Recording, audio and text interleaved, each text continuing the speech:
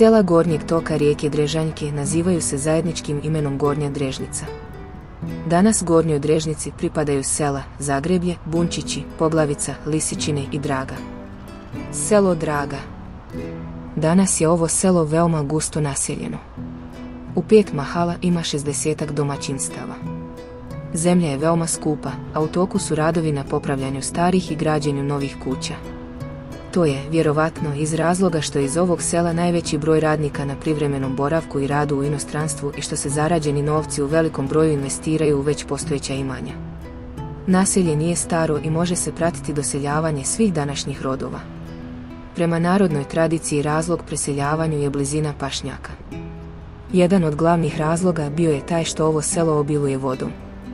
U prošlosti, naročito u austro-ugarskom periodu, bilo je samo u granicama ovog sela preko 30 mlinova u kojima su mljeli žito i stanovnici obližnjeg Rakitna, a i drugih sela zapadne Hercegovine.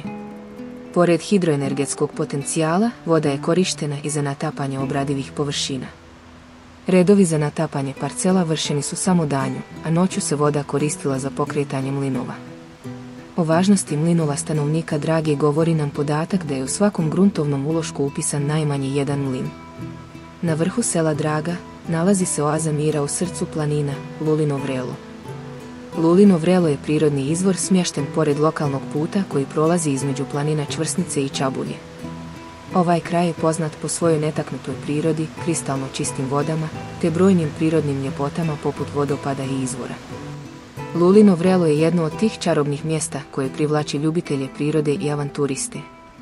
Uživajte u prelijepim kadrovima s ovog izvora, dođite i napijte se ove vode i čuvajte prirodu.